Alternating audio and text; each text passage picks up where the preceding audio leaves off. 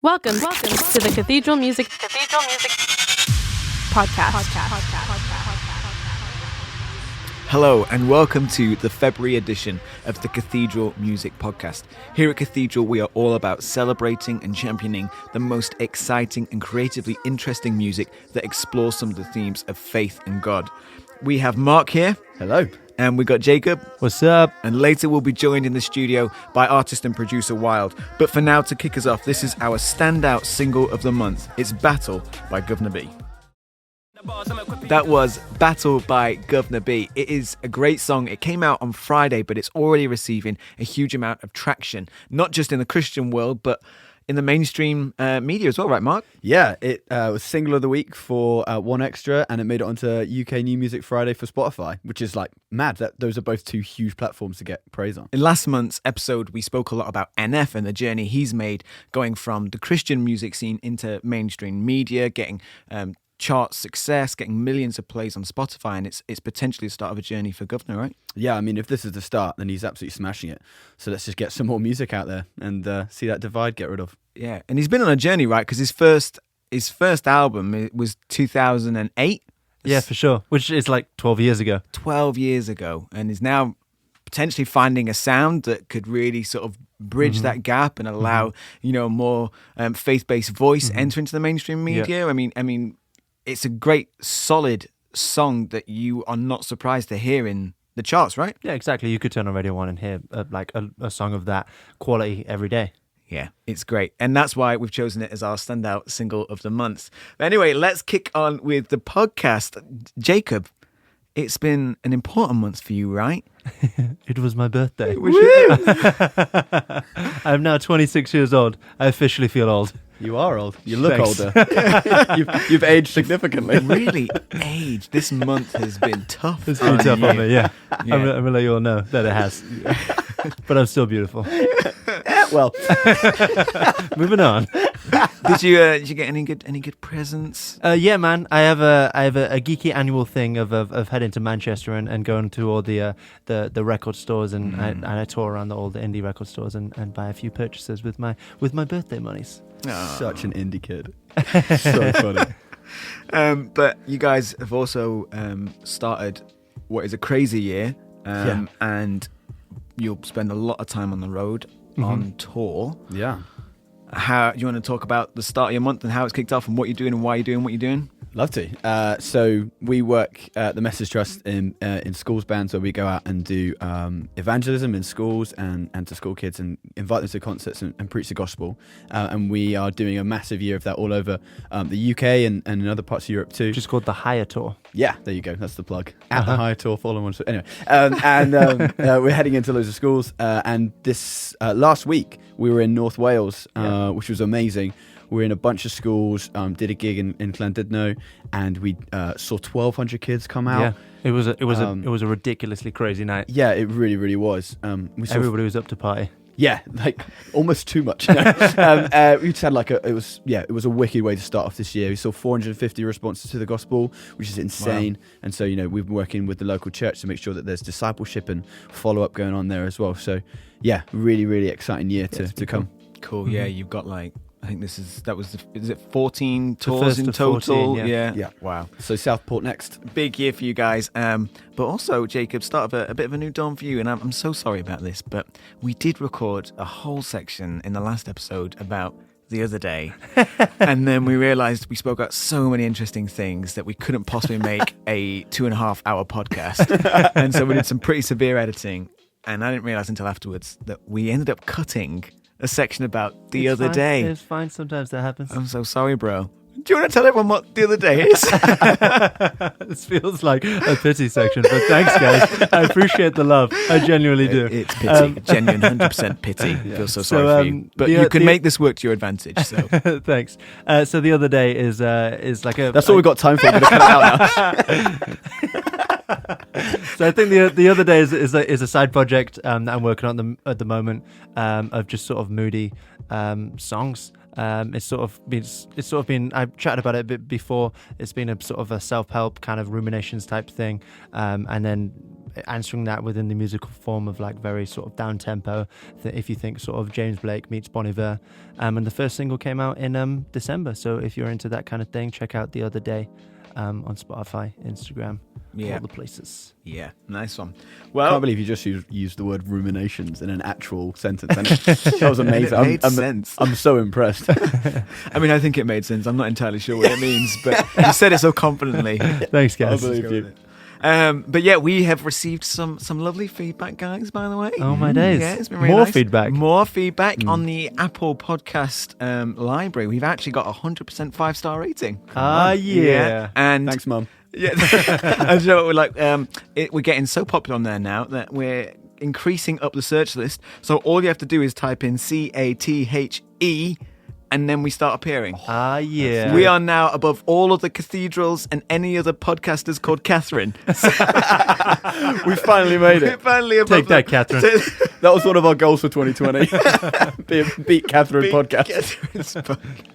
And we had a review from esteemed producer Tim Gosden. Tigger. Jinx. Wait, does that mean I can't talk for the rest of the podcast? Yeah, sorry, bro. Oh. Yeah, okay. That's why we're going to bring in WYLD later. He said, "This is so great. Thanks for taking the time. Big love." And then Big love to you, Tigger. we received a review on Instagram from Sammy of Soulbox fame. She said, "I had so much fun listening to the Cathedral Music Podcast. Not only was it insightful, but the guys have such a great energy, and it's so much fun listening to what they have to say. Nothing better than a podcast that is meaningful and engaging." I mean, I think there's a few things that are better than that, but I'll take the praise. Look forward to the next one. Well, here it is. Enjoy, Sammy. Greg messaged us on Facebook, said, "Finally, the podcast I've been waiting for. I love Greg. discovering That's new great. Christian music. I think I will tend to agree with mostly what Mark says." Yeah. Come on. I think he's Fan put in club. brackets, "All killer, no filler, tick, Andy Mineo, tick." I think he's on your side. Greg, you're my favourite. If you want to reach out to me on social media and drop me a message, I'll be more than happy to reply. Yeah. And then this is another review I got personally. It says, "Listen to the Cathedral Music Podcast today and really, really enjoyed it. And I didn't expect that. Love, Mum." Love, Mum. Love, Mum. Oh, whose Yes, mum is Mum. it? My mum. Yay! She sent me a direct message saying, "I really liked it. I really wasn't expecting to." If you like what you hear, please do leave a review for us on Apple Podcasts and Castbox. It helps other people find this podcast, and Mark's love language is words of affirmation, so he really needs this. It's so true. We post regular content on our social media channels throughout the month, including New Music Friday, where we share our favourite songs released each week. So find us on Instagram and Facebook at The Cathedral Music. We love hearing from you guys, so if you have a review of your own, or if you'd like to comment on one of our reviews, then please send it in via email to hello@thecathedralmusic.com, and we'll read the best ones out on the show. We'll be sharing a load of great music on this episode, so to make it easy for you to find the music you love, we've created a Spotify playlist of all the songs featured on this episode and listed them all on the tracklist section of the website, which is www.thecathedralmusic.com. I've just received some good news, guys. WYLD is in the building. No way. Yeah, and he'll be with us straight after this song to talk about his music and this latest release.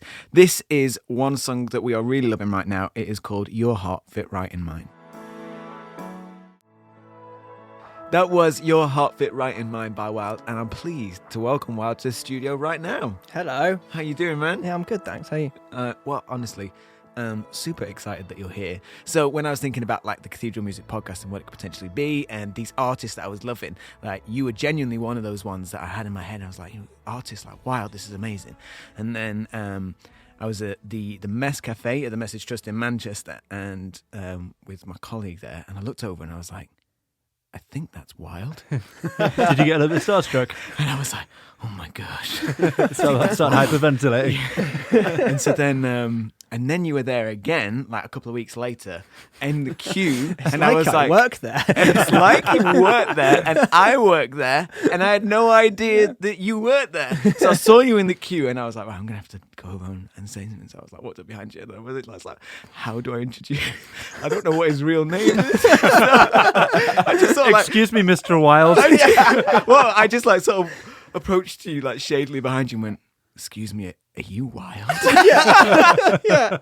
That sounds like a really terrifying proposition. And then I was like, very quickly felt like following up with, also, you the artist known as Wild? But so I know, for the purpose of today, right, I know you have a real first name, but for the purpose... For the purpose I know your mother gave you one. I have that in my research. Can we continue to call you Wild? Because it adds just like that mystique to like your persona. You can, if you want. I always feel weird about it as well, because I'm like, I always say like, oh, I run a music project called WYLD, so it's not like me. So it's like a separate thing. Yeah. I mean, you can call me Wild as you want. Yeah, I like to think that Josh Wild wants is. to. I like to think See it that in his Wild eyes. is your. My your cool name. birth name. I like to think that like your parents got them and decided, right, what do we we want to call him something big and courageous. We love capital letters, we hate vowels. Yeah. What are the cool kids right now? Yeah. Oh, they don't spell anything with vowels. Yeah, vowels are out. The Y is in, and this kid is gonna be wild. All right. But yeah, so that was. It's great to have you here, and you've obviously just released this new track, which is part of a double release called Promise for All Days. It's quite a personal and intimate project for you. Do you want to sort of share a little bit of the story behind it? Yeah, I wrote it for my wedding, which was cool. I was kind of like floating around trying to find a song for the first dance, and couldn't really find anything really there. And it originally started where I was chatting to my now wife to be like, I want to perform a song rather than do a first dance, because I don't dance, but I play music. And she plays music as well. So I was like, well, why don't we write something to do a first song rather than that dancing? And then she wanted to do a first dance. And unfortunately, now that she's my wife, she wins. And so, yeah, I just kind of like started messing around one day with some chords and stuff and kind of came up with the whole track. But that whole idea behind it was to kind of like make a song about what God viewed marriage and how that relationship worked as well. So yeah, that's kind of like how the idea formed around it. Oh, and it's quite a different style for you as well, isn't it? You normally have quite like electronica, like sort of like EDM vibe to it, and this is a real singer-songwriter type vibe to this one. Was that like an intentional choice with you, or how did you land in that genre? I never really had a brief from anyone, but again, I was chatting to my wife and she was like, nothing too electronic. So I was like, okay, well, how do I like do this? But that would certainly change the feel of the first dance. Yeah, I know, exactly. Just suddenly goes into EDM.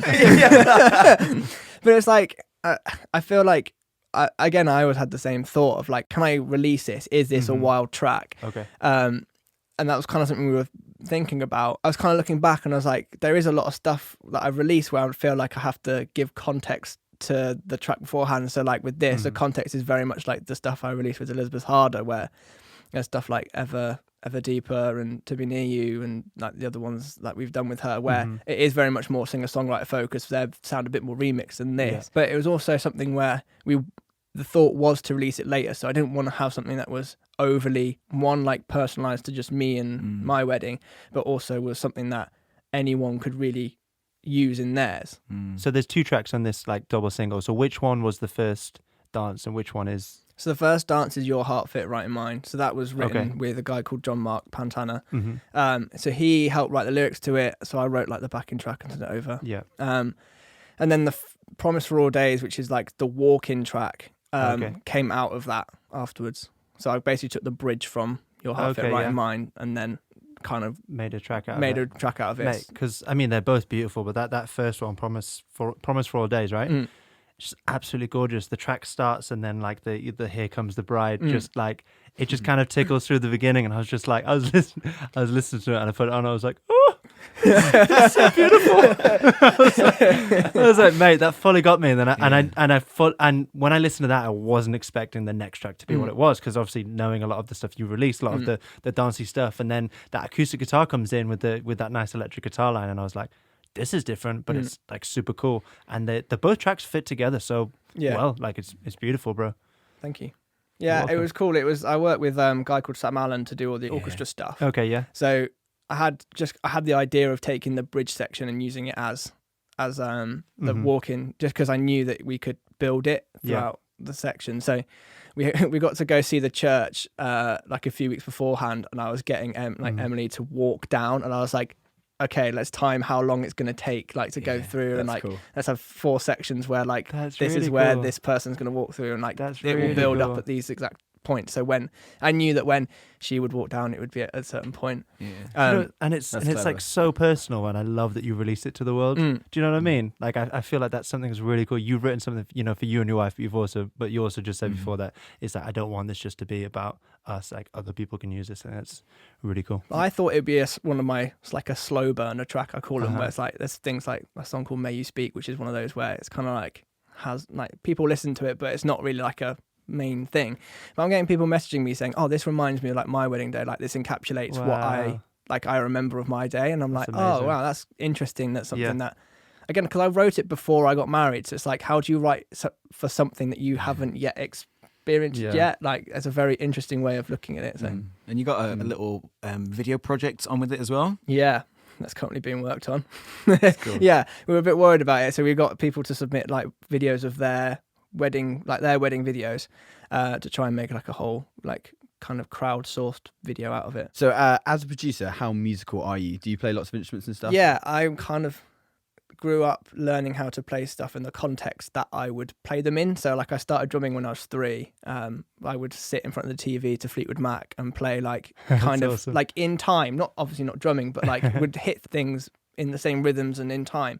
So my parents knew a drum teacher, and he was like, yeah, it's probably worth giving him lessons. So I had lessons when I was 3 till I was 12. And in that time I started to like teach myself guitar and stuff. My mum had an acoustic guitar, and she knew the 4 Christian chords. So I just started learning them. And then I had some percussion lessons as well. So like in Guernsey, where I'm from, we had like a school's music service. So you got to play in orchestras and jazz bands. Oh, okay, cool. And then through that, I started playing like musicals, and then I joined a metal band, and then I joined like a pop band. Like, yeah. So like I've had like, growing up, I had a lot of musical influences and stuff, which kind of helps now. And yeah, so I kind of taught myself. Drums is like the only thing that I had proper teaching in, and everything else I kind of taught myself. So I can play like guitar, bass, keys, drums. That's about it. So at what point did kind of producing become a thing you wanted to pursue? I went to Soul Survivor, probably the first year I could go. And then there was a guy there, the drummer was talking about how they run their backing tracks. And it was like the first time I really saw how electronics stuff could be mixed in with worship. Yeah. And they were using this thing called Ableton. And at the time, Ableton was quite young in its days. So me and a friend of mine basically went home and was like, we need to find this Ableton. And obviously it cost money back then. And when you're like 14, you don't have a lot. So we found a way of getting Ableton. and then both of us started just like kind of messing around with stuff. So I started just remaking backing tracks from church. Okay, cool. So Worship Central were kind of coming out at that point. They released like The Way and Guardian and things like that. Yeah. So I started just trying to remake the sounds I heard on that. That's really cool. And then obviously with people like Hills Young and Free coming out as well, I would just try and remake how to make the sounds and make a backing track. And that's kind of how I learned how to do production bits and pieces. But I didn't really start songwriting until like 4 or 5 years ago, because I didn't see how. I didn't really think that would be for me. Like I was a drummer who made some backing tracks, so I could like MD and like run tracks and do whatever. But it's only when I started kind of like messing around with my own stuff that I realized that I could probably figure out how to do some songwriting. I was really excited to see the release of this song. We spoke in the past about this sort of sacred secular divide, and the cool thing with this track is that whilst you're renowned as being like a Christian EDM artist and producer, this is undeniably a personal, intimate love song. So whenever I approach like a song, I kind of just write. Like it's not like I'm going to I don't sit down and be like, I'm going to make this type of song, or I'm going to make this. I kind of just write and see what happens, and then mainly I'll be writing backing tracks, and then we'll reach out to like someone else to collaborate with to write stuff on top. I can't really write lyrics, but I know what I want to say in songs. Okay, yeah. I kind of think I found like a good way of in the production to like convey emotions through the production and that sort of stuff.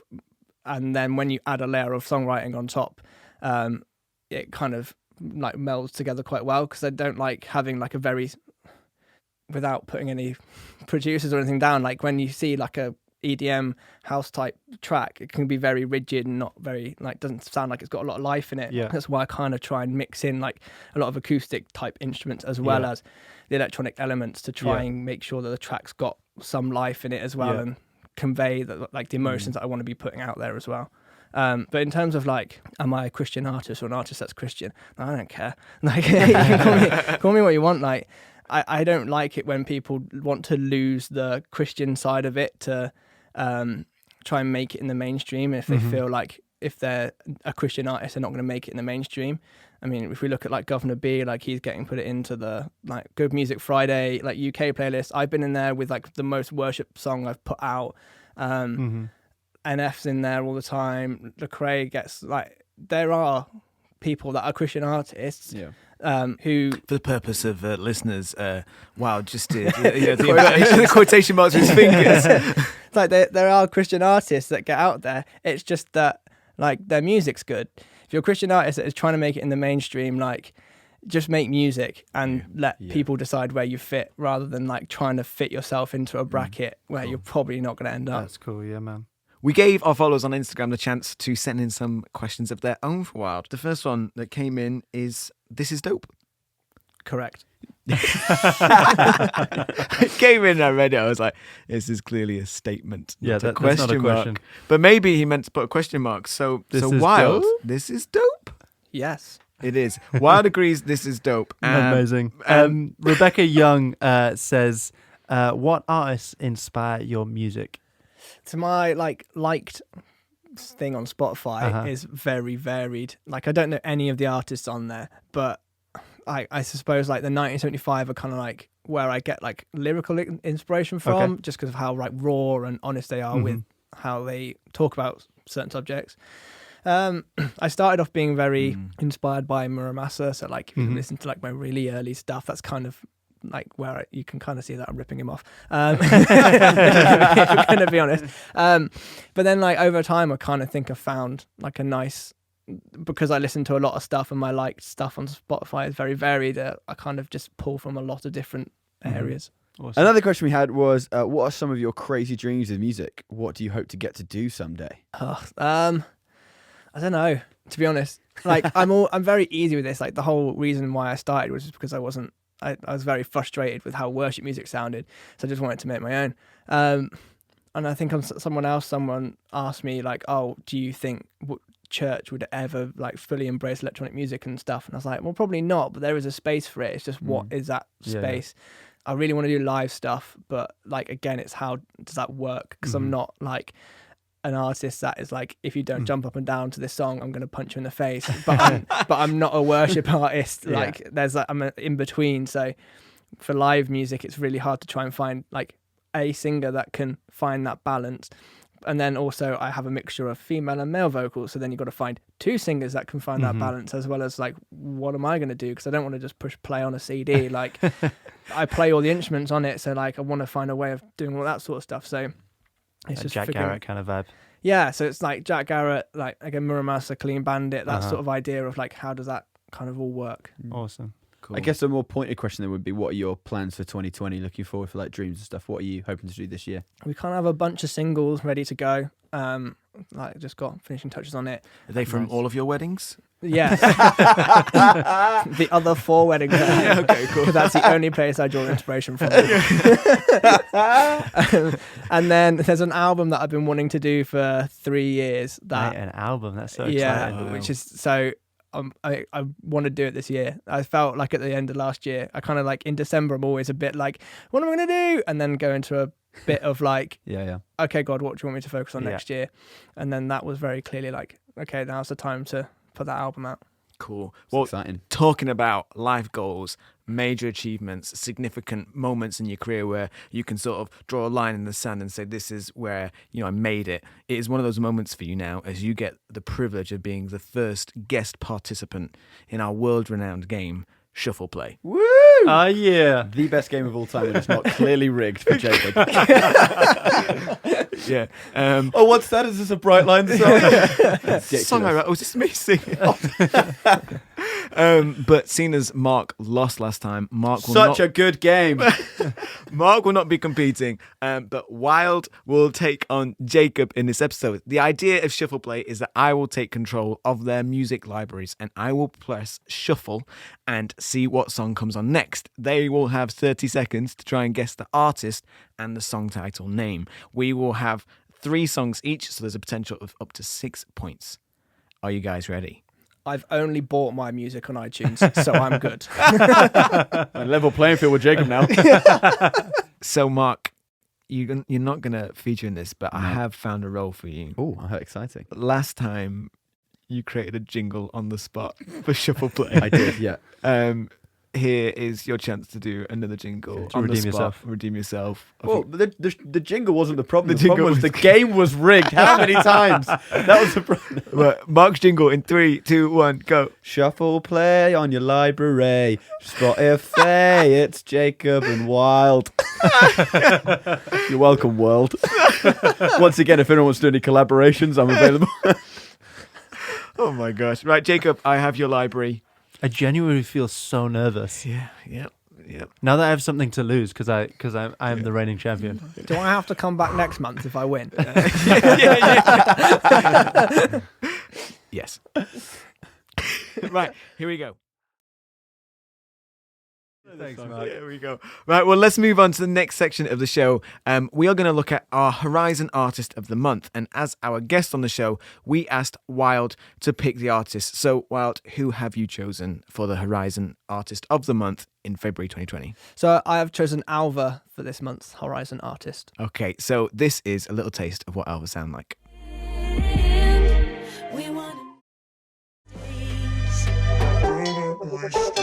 So that was Alva. WYLD, why don't you talk us through why you chose them for the Horizon Artist of the Month?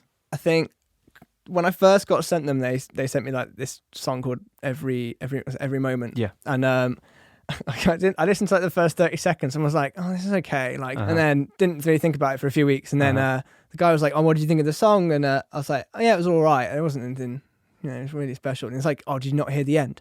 And I was like, no. What did you like? Went back to it and was like, oh my goodness! Like it's a husband and wife like team. They used to be part of I think Elevation Worship on the label side of things. Oh, They did cool. like a few projects previously, but now they just have like an in-home studio where they do like a load of stuff, which is just awesome. Like Closer Now as well is another track that could have so easily, like when the drums come in, could so easily just be like a straight like like beat, but suddenly now like they just switch up how the drums are and you're like It kind of like it swings instead. It's yeah, just yeah. like, yeah, it's catches really you cool. off guard and then Uh-huh. like grabs your attention straight away. Yeah, it's so cool. I mean, they only have 3 songs out, but as soon as because you mentioned it was like this is the Horizon Artist, great, let's start listening, and I was like, wow, I'm sold. And I really like what they've done as well, like the 3-track EP, and then they've re-released it as like a 3-track instrumental. And like when you can let your songs speak for themselves without, because a lot of people listen to the melodies, listen to the lyrics, and that's what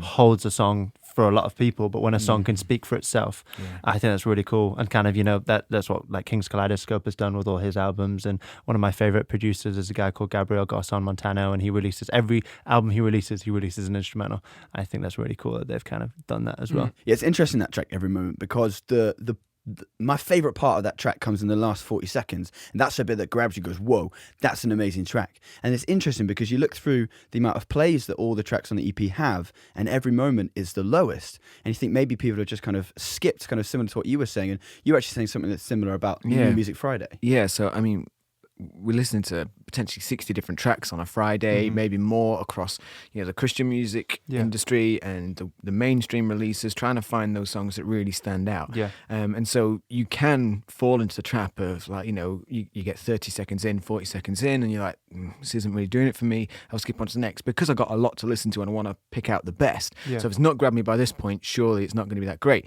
So it's really interesting. They've got this like absolute gem of a body of a piece of music, but it comes right at the end. So it sort of begs that sort of interesting question. How do you approach the composition of a song when you got the core bit, either the riff or the melody or whatever it is that's the hook, and where you place that and how you structure a song to appeal to not only your existing listeners but to potential new listeners as well?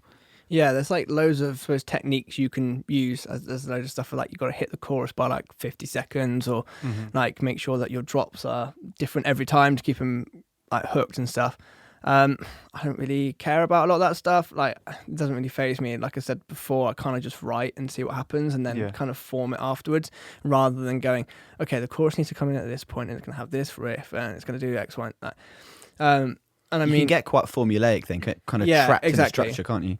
And that's kind of like, again, like I kind of listen again to, that's a lot of the same playlists of like New Music Friday and whatnot. Especially the Christian one, sometimes you can flick through and be like, oh, this all kind of sounds a lot like very similar, like it's being released by like the same label, so you can kind of go through and like forget that these are all different songs sometimes. So it depends on kind of what else you're looking for within those playlists. Obviously, like for you guys, you're looking for like the new and like best stuff, so it's like an interesting space to be in now with Spotify, where people are curating playlists rather than just like going out and buying albums. Like everyone's releasing singles and all that sort of stuff. Exactly. And like the Alva thing as well, like the switch up is very similar to kind of how, like, is it like trap music and rap music at the moment, where like beats switch up, and Ecclesia did the same thing with like Baptized in Fire. Like you get like halfway through the song and then suddenly like atmospheric moment and then straight into like this like weird beat stuff at the end. It's like suddenly turns crazy. Yeah, man, that's really cool. I think there's so many really cool moments throughout this entire EP. One thing I really love is I feel like every track really flows into each other really well. It feels like a project rather than a collection of songs. And another thing, I mean, you said they were husband and wife. I didn't know that until you said that a couple minutes ago. And I think it's really cool that they sing the songs together. I think it's like really powerful that, that he'll take some BVs, or he'll take the front vocals and she'll take some BVs, or she'll take the front vocals. And I think it's like a really cool mix and amalgamation of both of them singing these songs and writing these songs together. Yeah, it's kind of very Oh Wonder. Like they do a similar thing. Like the vocals work really well together. Like layering up, you can get that really nice octave like sound as well, which fills out the track quite nicely. Yeah, and they've got this great like Oh Wonder, more Massa style. That you could hear some of these stuff in the mainstream media, but the content is very worshipful, right? Yeah, they just sound like worship songs. Like Closer Now, especially, you can kind of, like, if you put a Bethel track behind it, you could say it's like a worship song. The fact that they use their style of production and stuff that they love to turn it into a very different type of worship track. It almost makes it like, this is how we worship. This is how we relate to this type of music as well, and this is how we want to worship God. For me, like as someone else who kind of strives to do that, that's how I connect to that quite a lot. So how did you first discover them? My manager sent it to me. A guy who helps run a Good Christian Music blog, he sent it to me. So I think he got the submission through. Great. And then he was like, hey, these guys are great. And then we both kind of like fell in love with them. And how's your relationship with Alva grown over the time? Well, you'll see when the track comes out later this year. Oh, exclusive! Alva, this sounds sick. You heard it here first, guys. Anything you can tell us about the track, vibe, or content, or how it's been put together, themes, interests, that sort of stuff? There's music. Yep, great start. And some lyrics. That's everything I look for in music. Yeah. Well, that is our Horizon Artist of the Month. That is Alva. So make sure to check them out. You can also find links to them in our track list on the website, and we'll also put these songs on our Spotify playlist for this month's episode. But now we're going to move on to the next part. It is another feature song. This is one we really, really loved. This is Joy by Lion of Judah.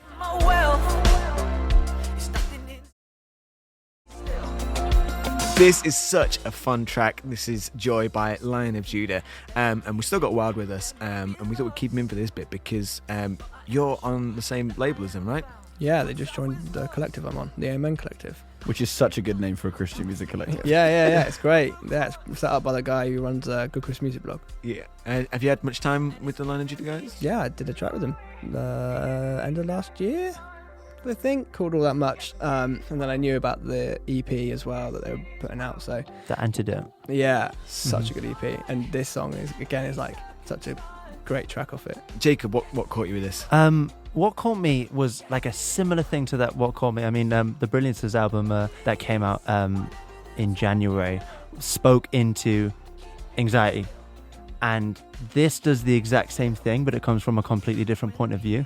They choose to sing about joy, and I read from their Instagram post was their response to anxiety stuff was, instead of speaking sort of directly about it and dwelling on it, is like, actually, how can we sing songs that bring relief? How can we sing songs that bring calm? Great. How can we sing songs that ultimately point to Jesus?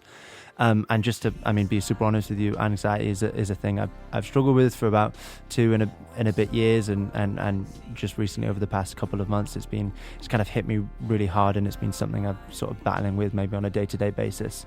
And so this song Joy is just kind of, it brought that relief, exactly what they were talking about, and it helps me within when I'm stuck in my own head, just to think, you know what, that chorus, joy in every circumstance, joy, and it's really powerful, and then the fun guitars and stuff helps as well. It's just a great fun track. And obviously the EP itself is called The Antidote. And I love that as an idea. Like, we've spoken in the past about music and what that can bring, but we're talking about anxiety and the depths of something that's dark and that's painful, but actually the antidote can be one music, but also through our faith and through trust in Jesus. WYLD, really interested to sort of take your opinion on like the role that music can play in like helping people kick out of those moments and step into positivity and away from dark personal moments in one's own head. I got a few tracks that we kind of put out. There's one in my first EP called Holding On, which was all about like going through depression and that sort of stuff, about who you're holding on to. Is kind of like trying to get you to think about that. Another one called Take Over, which for me, I was in a point of my life where I didn't know what was going on. It was very much like, I just need some help, and then we wrote Take Over to do that. And I had a friend of mine who moved to Guatemala on a missions trip, was very scared, very nervous, and then sat in the car, and then suddenly Take Over comes on the radio in Guatemala, and there's like, no way. She's like messaging me going, your song's just come on the radio in Guatemala. I'm like, what? Okay, great. But yeah, like music can totally like change your outlook on a whole day. Like if you suddenly get like a really And that's good really track. Interesting. It can speak across boundaries and barriers, like you saying that track came on in Guatemala. And I mean, who knows who put it there, how it got there. It's amazing that it did, but that it can cross even language barriers, I think. Is really cool. Exactly. Like you can a song can just suddenly like change how you feel. And you have like whole like subcultures dedicated to like genres of music as well. So yeah, I think stuff like this is great. I mean, the music video for this as well is really clever. Set it up so it's like he's in a party environment, not wanting to be there, and showing the anxiety of stuff. And they've just released another music video that carries on after that. So where you where that music video stopped, it picks up again to like another track. So like the way they've done their visuals along with the album or the EP is like very clever. Brilliant. I mean, when I heard this, I instantly thought musically, Jacob's going to love this. It's got such a 1970s, 1975 vibe. Yeah, exactly. So fun. Fickle Friends as well. Fully. Recorded on Stratocasters through Blues Junior amps, like all the kind of like really bright, sparkly kind of sounding guitars, and really, even that bass is like a really bright sounding. It sounds great. Yeah, we just, as soon as we got it, we heard it at home, just put it straight on the speakers, and I was like, come on, family, we need to dance to this, because that is so joyful, and it's so cool to know that such a positive, fun, joyful song came from a bit of a tense situation, and is helping people sort of transform their position into something very positive and very sort of an outward expression of joy. For me, this is very similar to worship music, because it's a song that you can make an anthem for a situation in your life.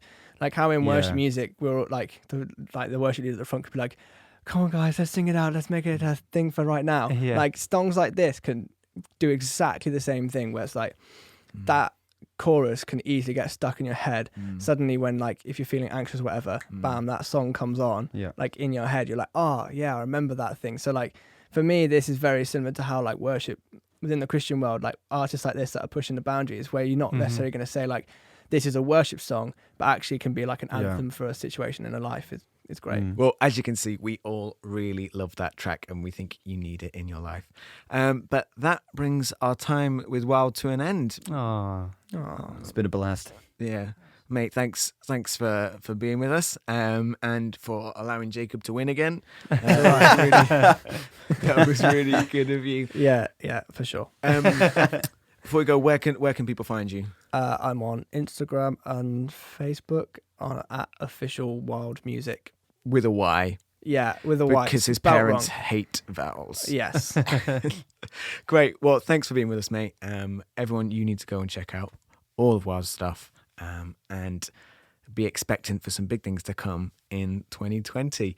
But now we're going to move on just to a little mashup of a few of the other singles that have been released in the last month that we've really been enjoying. A little gem in there for you there, Mark, that we put. Our first kind of sample of any form of like Good music. I mean, sorry, metal music. Thank you very much, Mark. some metal, some heavier stuff in there. Yeah. First week, Redux by Silent Planet. Yeah, metalcore is my genre. Like, this is my wheelhouse. Like, these are my bands. So when I saw Silent Planet coming through with this album, I was so happy. So it's a re-recording of an album they did in 2014.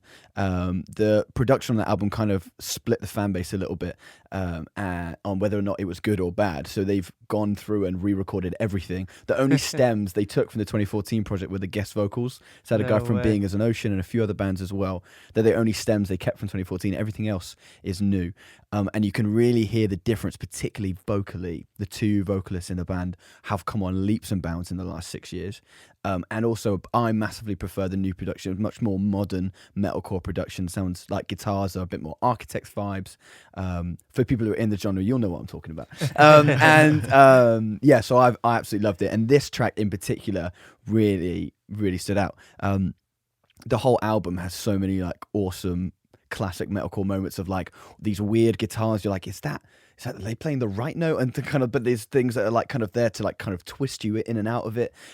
These fat, filthy breakdowns, these beautiful scream vocals, which I absolutely adore. With a raw, passionate emotion, there's just no way anyone will ever convince me otherwise. These are awesome.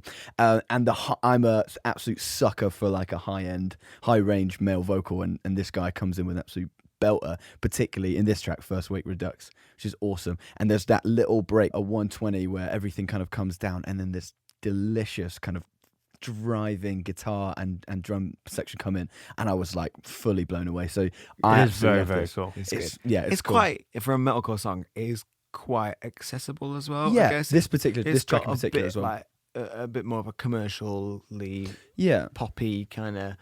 Yeah, I say sure. that it isn't pop at all, but it's a bit more of like. Yeah, apologies to anybody who was terrified by listening to that track and the mashup that we just listened to. Yeah, that's why I put Jake Isaac straight afterwards. Just to cheer everyone up. Yeah, but actually, like, as this, like, metal can be so abrasive for people who don't know, but actually for the people in the genre, the lyrics in this genre, the same could be said for a lot of genres, but I think particularly in metal and rock vibes, the lyrics can be so dark and so discouraging and scary at points. Yeah. So to have Christian bands in that place, I think is amazing. To have light in that darkness, I think is so important. So even if this isn't your vibe, I would go and check it out, because you might have friends who do like that music and say, oh cool, here's an album. And these guys aren't, you're not going to see these worship lyrics in there, but they are a band who write music from a Christian perspective. They say that God influenced their writing as opposed to sitting down, like what WYLD was saying earlier, sit down and write. And because God's a massive part of their life, he comes out in the lyrics. So I would still say go and check out particularly this track. Cool. Right, let's move on to the next section of the show. This is the Seminal Artist of the Month. During this section of the show, we really take time to celebrate some of the artists that have paved the way for us, have gone before us and wrote some incredible, significant pieces of music and have stood out as an artist of their time and in the industry that really need to be noted.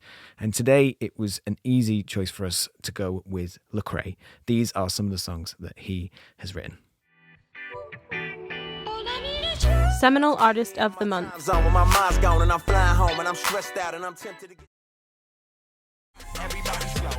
Lecrae is such an important artist for our time and for the industry. Jacob, what is it about Lecrae that made you think he's a great person to celebrate as one of our seminal artists?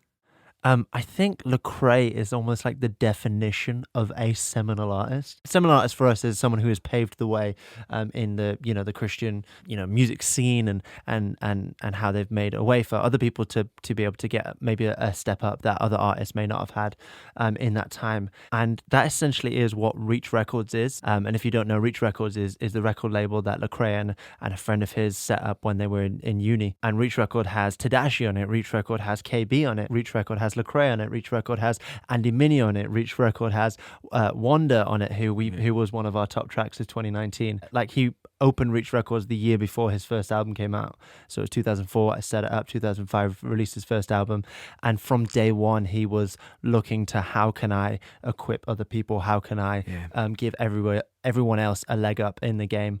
How can I find new talent and set them up for this? I just think that's awesome. I think he's a super cool guy for doing that. Yeah. I actually think it's really awesome to have someone in the industry who's specifically got eyes out there for kind of smaller artists who need that leg up. Like, I think that's an amazing heart. Like you're saying, like that's the seminal artist thing. Yeah. But to be in that sphere, you got people like, clamoring for support slots or, looking for that moment to break free, when actually imagine that moment you get a DM or something from Lecrae's guys being like, yo, we've seen you and we want you in our slot. Like, that's awesome. Like, that's the dream, right? That's the dream. As an artist himself, he's got some serious accolades as well, hasn't he? With Rebel, he became the first hip-hop artist to reach the top of the Billboard gospel charts. Wow. And then with Church Clothes, that was the moment it really sort of like kicked into gear for him in terms of the mainstream reach. Yeah. It was downloaded 100,000 times, over 100,000 times in Wow. 48 hours. It's not bad. That is insane awesome. amounts. And then that paved the way for Gravity, which was a huge album for him, right? I know, and I thought it was really cool how DJ Khalil produced some of this album, who also has worked with Eminem on a few of his albums before, which is really cool. And then the following year, actually 2 years later, Anomaly comes out, and then it goes straight to number one on the top Billboard. I mean, that's not the Christian charts, that's the secular charts in the States. Because obviously Gravity, that came out, that reached the top of the iTunes download charts, but number 3 on the Billboard charts, which is something like, wow. I mean, how do we even It's a big top deal that? big deal for anyone. For anyone. And then he comes again with Anomaly. Yeah. And takes that top spot. And then even with Gravity, it went on and won a Grammy that following year, which that was, I think that's the first time that a hip hop artist won the Best Gospel Album Award as well. Oh wow, no, I didn't know that. That's awesome. Yeah, so he's breaking away, and obviously he then went on to get awards at consecutive GMA Dove Awards as well, received multiple awards and nominations across the board, and spans into the mainstream context as well. But I think the reason is because the quality of his music is just so high. He's a fantastic songwriter. Like the level and the caliber that he's sort of started at, he's just got better and better and better. He actually won 2 Grammys that year from Gravity, and then he was nominated the year after.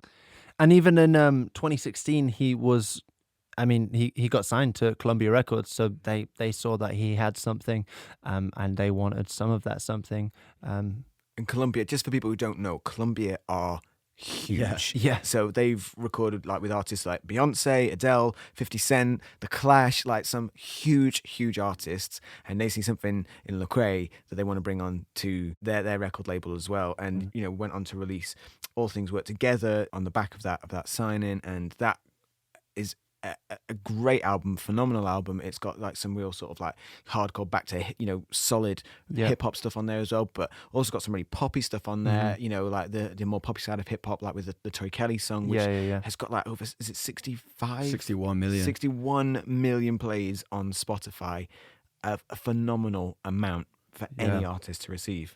It's awesome. And then the next year he releases Let the Trap Say Amen. And so maybe for some of the people who were turned off a little bit by some of his poppier stuff on that previous album, he was like, yo, let me just give you some hard hip hop. And it was hard. And I thought it was really cool. He released it with Zaytoven, who's a producer. And that exact same year, the producer Zaytoven released an album with Usher. So it shows the kind of caliber of people who are willing to work with people like Lecrae. And so we have like Ty Dolla $ign as well, someone he's partnered with. I saw that. Which is huge to get on that. I mean, he's appeared on Jimmy Fallon as well, and Coming in Hot, which is one of his big songs they did with Annie Mineo. I don't know if you saw, but obviously it was a Super Bowl recently, and that was played during one of the breaks at the Super Bowl. It's mad. So the reach that they're getting because of the quality of the music, and he's someone with undeniable talent, which is why he's got where he is, but obviously he's choosing to use this gift to reflect some of his life and his thoughts and his pursuit of God and his journeying through God. Yeah. I think it goes to show that when you pursue that excellence, that actually you can get rid of those barriers really easily. Yeah.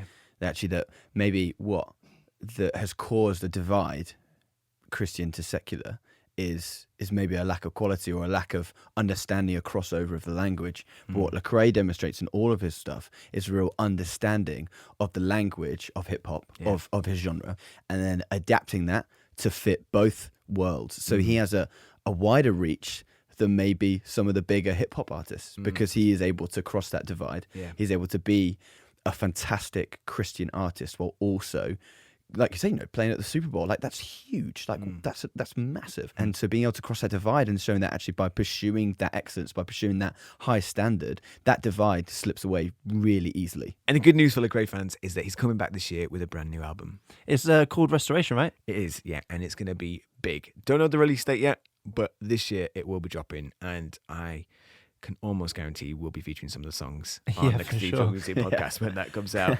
Almost like a guaranteed sit-down album of the month before it's even been listened to. Yeah. And that links us very nicely onto our next feature. This is the sit-down record of the month. This month we have chosen Jonathan Ogden's concept piece, 24. In this project, he's capturing the intricacies and the different moments of every hour of the day with a different beat. Here is a taste of the record. The morning comes.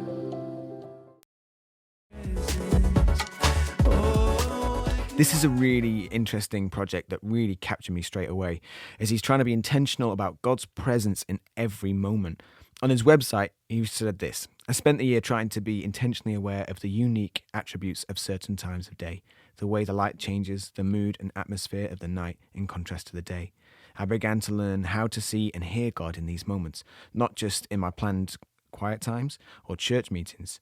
I started to see the theme running through Scripture, in particular Psalm 19 and Ecclesiastes, that every day God paints his masterpiece in the sky, his handiwork that separates all the earth, if we're willing to listen. Wow. It's an incredibly moving piece, but it's also very clever, isn't it, the way that these tracks do capture the moments of the time of day. Yeah. For me, it was just kind of like an album to get lost in. Yeah. It was like... In a good way, though. Oh, in an amazing way. In terms of like, you could put it on and it would... Like, I would kind of listen to it and I would be like, how many tracks have I listened to? Like, where am I right now? Like, it was just... There was such a flow and there was such a peace kind of listening to it. And it really was something to get lost in terms of like, kind of that wonderment and that generally taking that journey of a day, but taking that musical journey as well. I absolutely love this. My absolute favorite moment is the 1 o'clock walk in the park. Yeah. Like, it just feels like a production flex a little bit. Do you know what I mean? It's like, it's almost like John Ogden at the height of his lo-fi superpowers. Like, just kind of going like, this is what it. But also there was like this, like you said, that real connection of just chill and this kind of feeling of walking in the park. And it was like I was listening to it walking to work off a bus, and I was like, I'm feeling this. That's really cool. I think he really captures all of the moments of the day so well. I remember like listening to 7 a.m. and I put it on and I was like, oh shoot, this the piano piece that comes out like feels like I'm waking up, like Yeah. as it comes. And then, as you said, that 1 a.m. one, like he says, as they start to get later in the day, then he starts to make some sort of those fun dance tracks, because he's yeah. like thinks about the clubbing. And then as he gets sort of later into the early hours of the morning, he gets into some sort of experimental kind of avant-garde Yeah. pieces that kind of really sort of gorgeous and ambient, and he really captures all of the moments. And I think it's so cool that he did a video that goes alongside with it. You know, this is a 50, it runs for 55 minutes,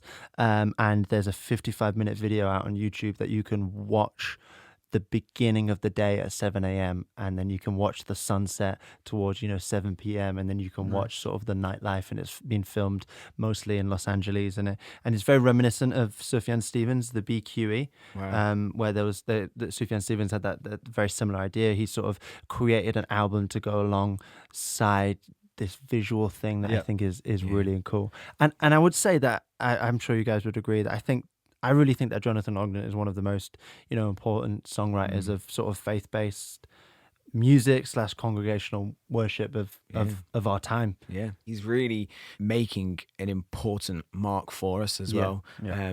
He is writing undoubtedly worship songs, but approaching them in a fresh and exciting way, and engaging way. And he's also trying to create content that isn't at all for commercial opportunity and financial gain. For years they resisted the urge to be part of, when he was Rivers Robots, that work, resisted the urge to be part of a record label or anything. They set up Set Sail as a charity so it can all go back into kingdom activities and that sort of thing. And even with this project, he's decided to allow people to claim it effectively royalty free, so they can use the music for vlogs and any of their own projects, because he's a content creator, and so trying to find good music is always really hard without having to pay lots of money for licenses. And so he's made this available for other people, which is it just shows his real heart and his integrity just to keep giving back to other people, doesn't it? Yeah, exactly. One thing I liked about this as well, you were talking about like the 24-hour period and stuff, and there's a few little nuggets in there as well. Like, so with the 7 a.m. track, it's actually set to 120 beats per minute, which is double the speed of a ticking clock, and it can be heard throughout the track, acting as a kind of really percussion. cool. It's a really cool, nice and touch, that's just the start of it as well with track 7. And you can go out and check yourself on his Instagram page, but he's put like a bit of a story to each one, so you can get an idea as to the influences behind it. And track 7, I say it's actually track 1. It's 7 a.m. in the morning, called The Morning Comes. He wrote that it is a meditation on God's faithfulness in the newness of each morning. Lamentations 3:23 describes his love and mercy as new every morning, or sure as the sunrise in some translations. He says he remembers one night in Tokyo that they missed the last train home and ended up staying the whole night throughout the city. And his favourite moment was around sunrise, as suddenly the stillness of the night began to fade and people began to emerge. The familiar sounds of the city returned, and it really felt like watching a city wake up and begin to sing. That's so cool. So cool. Because you can hear that in the music, and it's like, how the flip did you manage to like just capture that moment? Because as soon as you said that, I'm thinking of the song, and I'm like, yep, I get it. Yeah. I get it. Yeah. Another little nugget in there is on 6 p.m. in the golden hour, and it came from a sample used on his Instagram story he took while filming the bats flying out under the bridge in Austin, Texas. It says millions of bats start to take flight just as the sun goes down, and he took a boat tour to watch the phenomenon, and he thought it'd be a fun way to mark the time of golden hour. That's amazing. So cool. What I like about this as well is it's not an album. He's called it a beat tape. And it could have been really easy to go down the concept of writing your typical sort of song, like a verse, chorus, bridge, chorus, that time of process. But he's really avoided that. He's gone for I think only 9 of the songs have got lyrics on. Yeah. And even those with lyrics on, he sort of avoided that typical cliche structure. And I think Jonathan's been someone who's been very good at staying away from the natural just verse, chorus, bridge, chorus.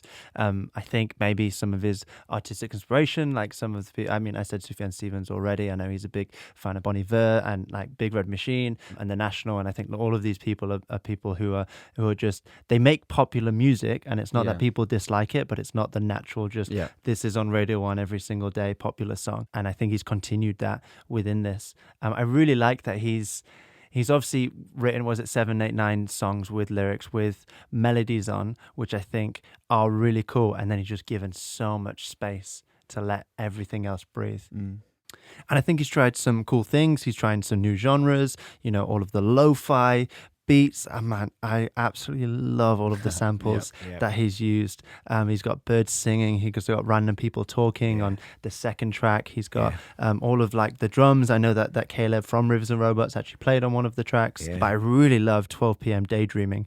I felt like it's like a super R&B vibe. Like maybe even Drake could have been singing it, or someone like Craig David. Like I just think he's created an absolute.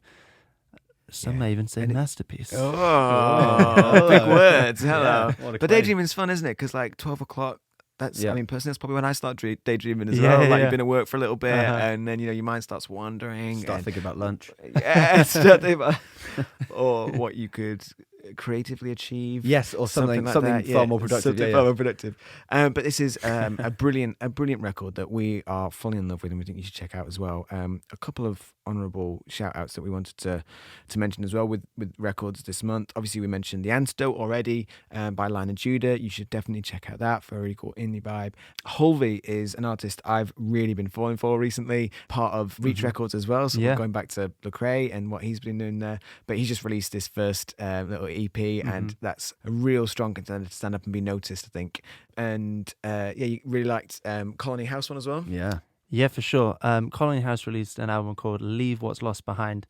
And I'd say, like, if you're a fan of U2, Cold War Kids, The Killers, One Republic, Mumford & Sons, Saints of Valerie, I know that's so many different people, but if you're a fan of any of those, then I think you'll like this. It's so fun, it's energetic, it's anthemic, an all-round great album. Cool. Before we move on to the next section, though, let's give you another little taste of the album 24. This is a track called More.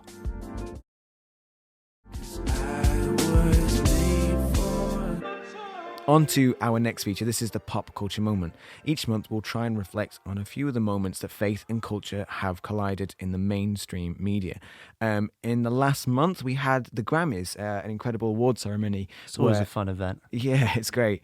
My uncle's actually been nominated for a Grammy. What? Yeah, the same one who did the Foo Fighters album cover. No way. Got a nomination for a packaging award for albums. I think it was like I can't remember what the actual thing was, but it was for the album he did for Imogen Heap. Wow. No way, that's really cool. Got a nomination for it, and so flying out to the Grammys and everything. So that's pretty cool. That's so sick. Yeah. I don't think I'll ever run out of stories of how cool my uncle is. You just retell those two. It's fine. Yeah, it's all right. My other uncle works in a banana factory, so It's still really kind of cool. Anyways, Grammys. Back to it. There's a few Christian-specific awards in the Grammys, which is great that there is a carved-out section for us to sort of like reflect on some of the faith-based content that's been released. There's a gospel area, and then there's like a contemporary Christian bit as well. The awards were mainly taken by Kirk Franklin in the gospel sections for the best song and the best album, and then for King and Country won the best contemporary Christian song and an album. I was wondering what you guys had thought about, those two winning the awards, and what you thought about the process of Grammys having that section for the Christian music. I think it's really cool. Like you said, they've carved a space for Christian music within the Grammys, and they're kind of going, it's not some weird subgenre that doesn't need to be talked about, but it's actually something cool, and then it's actually something that's worth talking about. And it's interesting, Kirk Franklin winning. I mean, this is his 16th Grammy. Basically him releasing an album, I think, means that he's at least going to be nominated for a Grammy, because it's Kirk Franklin. He's essentially gospel royalty in the States. And I like this, but at the same time, this is a little bit where my frustration comes a little bit as well, because with the Grammy winners, it's kind of the same sort of winners each time. You're looking at Toby Mac and Hillary Scott and Hillsong. It's kind of the names, been there, done that. It's the repetition of the sort of the wheels spinning around. And I look at like the main categories of the contenders. So for the record of the year, for the main award at the Grammys, was Bon Iver, Billie Eilish, Khalid, Lizzo, Post Malone. Do you know the artists that are really, really pushing boundaries? They're not fitting into the boxes that they've been expected to be carved into. Whereas my frustration with this is I feel like it's kind of, here's the market we've cornered for you, and you're staying in this corner. And I'd love to see in the future some of the artists like, more Lecrae wins. I mean, he did win a Grammy, which is great in 2013, but it'd be great to see more artists like Lecrae or like John Mark McMillan, or even like, the Rivers and Robots, the people that are like, writing stuff that's been really noticed for its creative integrity and something that's really brand new and pushing the boundaries of what is known as contemporary Christian music into something that sort of spans across what is into like mainstream music that has this focus on God. Yeah, that's a really interesting point. I think that's really cool. And until you mentioned that, I was sitting back thinking, oh, well, great job, Kirk Franklin went fucking country. Obviously, great job. But it is genuinely very samey and very a lot of the same people. So it would be so cool seeing that sort of breakout and start to push the boundaries in some of these people that we're trying to shed a light on as Cathedral Music. Who are the people who are pushing the boundaries? Who are the people who are creating new, interesting, different things? Because there's so much out there. There There's so really much out is, there that yeah. needs to be celebrated. I mean, when we're prepping for this, there's so much stuff to get through because there's so much good music. And, I think, like you said, there's only a matter of time, surely, that Grammys start recognising that too. Another pop culture moment we wanted to focus on was the interview that Demi Lovato did with Zane Lowe on Beats One. Demi is a huge mainstream pop artist who's released some big songs and has a really influential voice. But in 2018, she, after, big struggles with substance abuse and with mental health, she took what was a nearly fatal overdose and a really defining moment in her life. And it shook a lot of the world. But in this recent interview, she talks a lot about, the sort of the exercises and the processes she's gone to help her sort of stabilize herself and how she's found hope. And she has said that she needs to take time focusing on her relationship with the Lord. It's a really interesting moment, and we can go into the interview in a bit and what she actually says. But this concept, Mark, as someone who's really struggling with mental health and substance overdose, searching in the desperate places and finding hope in God. Yeah.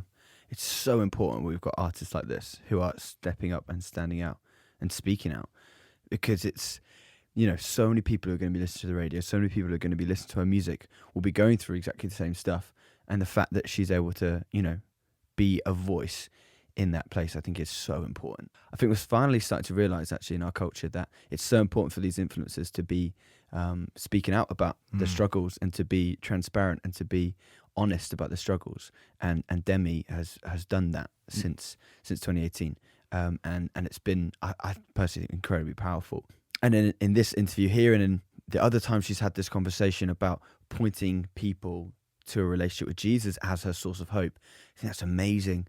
And I think, again, having someone of this level of influence, being able to point particularly young people, but people in general, to a relationship with Jesus as a source of hope is so important. So important and so precious, I think. I love the role that her manager played in this, because he's actually for sure. He's actually Jewish, and said to her, should we go to a Bible study? And she was like, wait, but what? Aren't you Jewish? And his response was like, yeah, but if it's going to help you. And I love that there's that humanity within the industry, within managers, because pop artists can be, well known for just being used and abused, thrown around to try and make, to try and be a cash cow, get some money for the record labels and do that. But there's a real humanity in this story, but it's also a great testament to the importance of friends and us as people, as a community, and particularly us as Christians, to recognize the needs of our friends around us and the community around us, and offering something to help them in the place where they're at, to process what they're going through. Yeah, exactly. I think that's really important, and I 100% agree. That was one thing I wanted to say. I love that it was her manager who was the person who brought her to that Bible study, and I think it's really cool as well how she's not shying away from it. I think maybe it's something she completely gets. I mean, I don't know her story, but it definitely feels like she's almost in the beginning stages of understanding what it means to fully have that faith. But she's still unashamed to talk about it in these interviews, and maybe because becoming Christian is more socially acceptable. We've got people like Justin Bieber, people like Kanye, Demi Lovato now, I mean Chris Pratt, and I think that's really cool how they're almost, it feels, maybe they're not, but it feels to me they're almost championing each other on. The Cathedral Music Podcast. On to our final feature song of the episode. This is a great track, and excitingly, it is all of our feature songs and the album this month have all been from exciting British artists, which is really cool as well. This one is Freedom Reign by Lecrae and Joshua Luke Smith. We're going to do this a little bit differently and talk about it before we play it, because we're going to use this to play you out with some lovely music as you leave the podcast. I thought this was a really captivating, fun pop song. Yeah, I agree. Great percussion, first of all. How interesting was that, and the simplicity of the structures? I thought the percussion was so cool. I mean, they built a beat out of clapping, and there's even like a woo that goes along in the background, like that. Oh, what? Sorry. Woo! Wasn't that Mark's vocals from the NF? They actually sampled that from from NS. Yeah, paid my dues. Yeah. And again, if anyone is looking for a collaboration, he's free. I thought the production on this was absolutely dope. I've no idea who produced it, but they did such a cool job. And man, her voice, like, are you kidding me? What a first single. Yeah. Like, to sound like this, like flipping heck. Like, I'm really excited to see what else she has. When that force comes in, you hear it straight away, and then on the end of verse 2. And I feel like I'm going on and on about it, but like her first single, and she got Joshua Luke Smith to feature on it. I mean, she must have some friends in high places. That's a big deal. He just recognizes the absolute raw talent. Yeah. I really like his rap on it as well, because I think it's really understated. He doesn't get all hyped about it. He doesn't like go really fast and really beat into it. He's quite it's quite an intimacy and delicacy, really close with the vocals. But I think the beauty of that is it allows her vocals to then really stand out as she then comes back in, like, you know, with the chorus and the punchline, you know, there where the choir then comes in as well in the background to really lift it. And I think his rap part in there, it's not like just, oh right, we'll just get some people to rap over this middle eight or whatever, but actually it's a really important part in the context of the song to allow this big bit to stand out vocally for a first single. Here I am, this is what I can do. And look how I can fit into the pop genre, but also work with a rapper as well. Yeah, for sure. I think she's getting all of the attention she deserves, and she should be getting more as well. I'm sure as she starts to release more tracks, more music, there's going to get more and more attention out there, especially continues to work with such incredible producers as this. The track's amazing. The slap bass, the choir, the feature on it. Yeah, it's so cool. you also go on Spotify. She's got a live acoustic version as well, which is gorgeous. Yeah. So definitely go check that one out as well. Brilliant. Well, that brings us to the end of the episode again. Oh, I had so much fun today. Yeah, it was so fun. Big shout out to WYLD for... Sorry that you're lost, bro, if you're listening to this. Jacob is a great winner. Rigged. Sorry, pun. Mark is a great loser. Rigged. Carry on. Do you know what, Mark? Rematch. I'm calling it. Yeah. Of our March edition of the Cathedral Music Podcast. Me and you, rematch. In. However, I will only enter if any of your music comes up. It's vetoed. I'm not allowed to answer that. That's my one stipulation. Josh is the quiz master, so we'll decide next month. This is just a gamble of shuffle play. If Amongst Wolves come on, that is if you've liked any of your own music. I'm not that vain. But yeah, big shout out to WYLD. We love his song, and we're really excited about the project that's coming up with him later in the year with Alva as well. Mm-hmm. So go check him out. If you've liked any of the songs you've heard on the episode, don't forget to go to our playlist on Spotify where you can listen to all of them, or go to our website where you can see the track list and find the artist that you love. There is a great opportunity to hook into what we're doing throughout the month through our social media feeds on Instagram and everything we said before, so please go and find us. But for now, to finish the episode, this is Freedom Reign by Lecrae and Joshua Luke Smith. See you in March. Where I've been chasing rainbows.